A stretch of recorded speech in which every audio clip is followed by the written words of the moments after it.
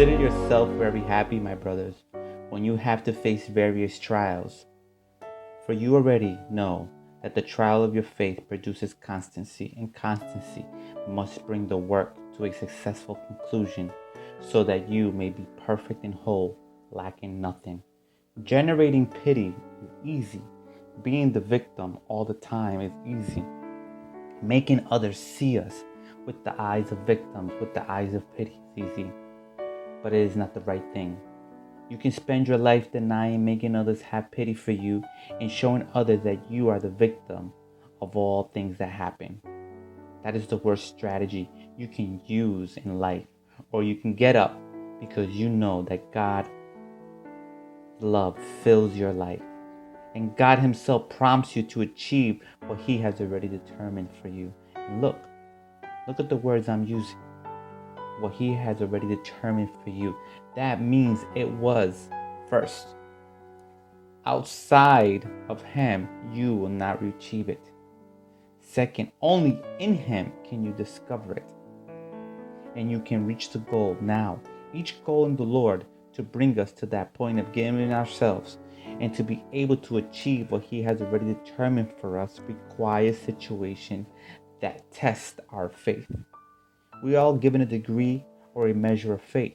You cannot say, I do not have faith, because you are simply not understanding that the problem is that faith that you have.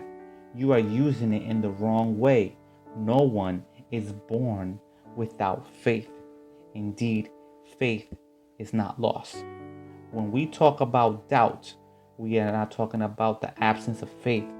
We are talking about using faith in the wrong way. Every time you say, I do not believe, you are simply believing in the negative way.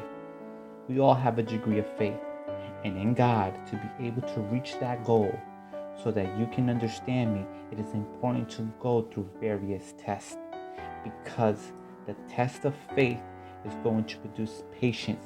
It's going to produce constancy. And do you know what the result of producing constancy is? Which must bring the work to a successful conclusion. In other words, to be a constant, so as not to be like a wave that goes from one place to the other, inconstant. So as not to be people who say yes today, no tomorrow. So as not to be one of those who today have a thought and immediately change it. And we are not going to blame the situation of the life that makes us change. No, when you understand that you must be radical in the decisions you make. Yes, correct decisions directed by God. That is called perseverance. You cannot persevere in something if your faith is not being tested. Every situation that happens is leading you to believe much more than just God can do it. And that gives you strength. That makes you persevere. You know, by faith, we can see when the doors open. By faith, we can see when opportunities come. Do you know why? Because faith makes us be acceptant. Faith makes us wake up every morning with our eyes wide open and think, God can do something new today. God has given you a measure of faith, and perhaps it is small, but that is what you need today to face what is coming to you. It's what you need today to be able to observe the opportunity that God brings before you today. Or you can make the decision to throw yourself to die. You can make the decision to step aside. You can take the decision to continue generating sadness, pain, or that others feel sorry for you. How sad is it that they pass by your side and tell you, poor man? Let me tell you that when God comes into your life, it is not to make you feel sorry. When you open your heart to Jesus, He returns a unique dignity, a dignity that comes from the image and likeness for which you were created, in the image and likeness of God. We all go through difficult circumstances. Do not tell me that suddenly nobody knows, that nobody understands what I am going through. Maybe not. And they will not understand it because it is your process. Or in other words, it is God's process with you now.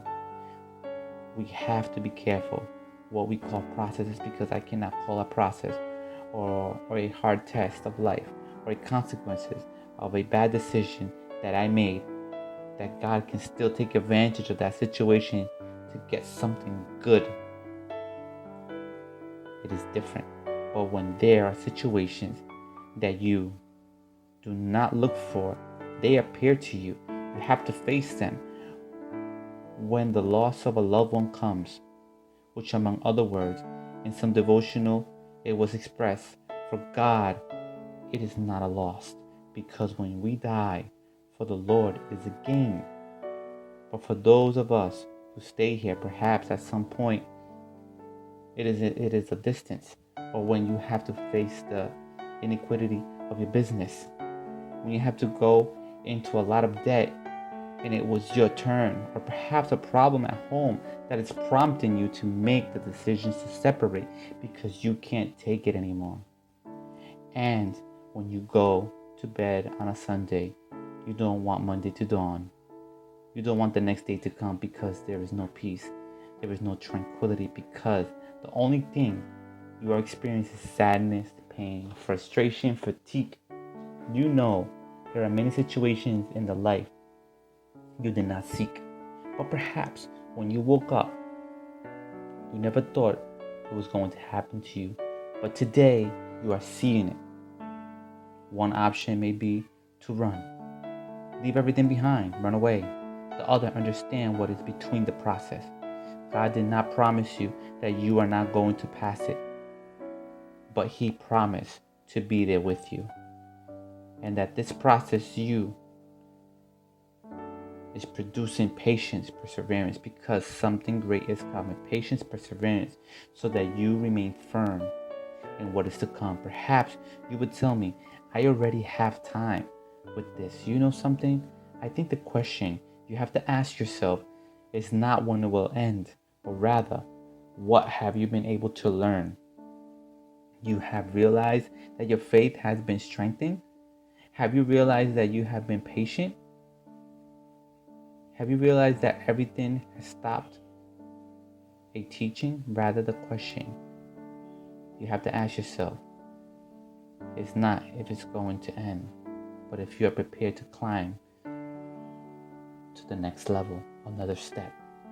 And that when you climb another step, your life will not remain the same that you had in the previous step.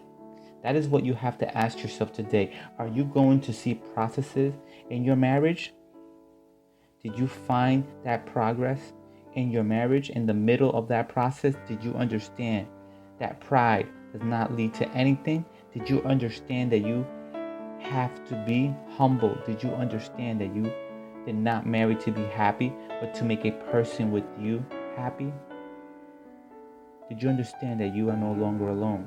Did you understand that you, in your job, you do not work alone? Did you understand that in the business or company you have, there is more, and you are only administrator of God?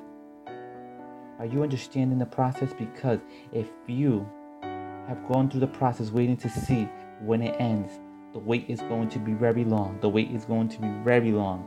That's how, like when you travel and you start and you put it in the GPS where you are going.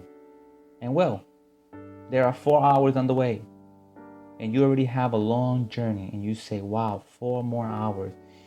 And you go and you go and you go, and when you come to see, there are still 3 hours left. And the longer you wait for the arrival, the slower the clock gets, the longer the road gets, and it is harder to wait. But when you go on the road and you begin to observe the landscape, you begin to observe not the heat, but the wind that makes the heat disappear. When on the journey, you begin to observe the small details. When you come to see, when you look at the clock again, you are here. Each circumstance has a reason.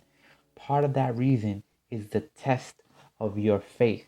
It is to produce perseverance, patience, hope. And when you are patient, you know how to observe clearly. When you are patient, you know how to wait without losing your cool. When you are patient, you don't despair.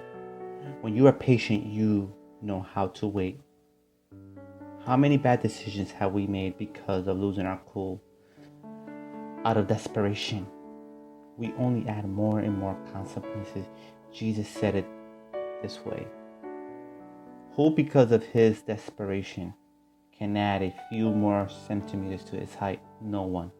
When you learn to wait, you learn to see, and you know how to receive the reward. That is why there is no greater reward in the middle of the processes than to be worked in faith, to learn to wait. So today, only you can make the decision. You can make the decision to abandon everything, or you can make the decision to trust. When you are patient, it's because it has been tested and your faith has been found pure, firm. And you know what that brings as a result? Only brings the answer of God as a result.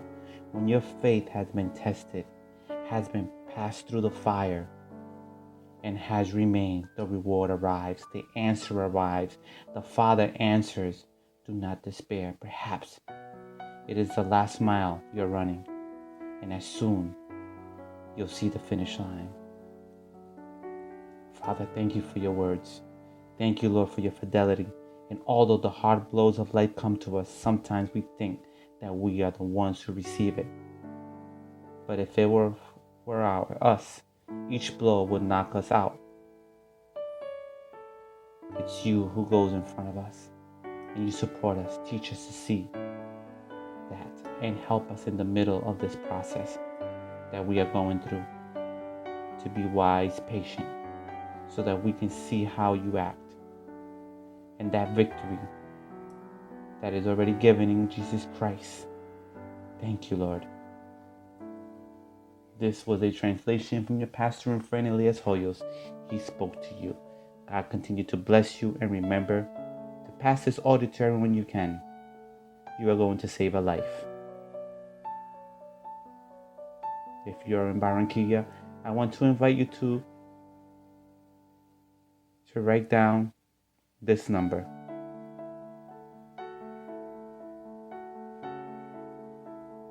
Street 49, number 72, 148. There we are meeting every Thursday at 7:30 at night. On Sundays at 8 and 10 in the morning.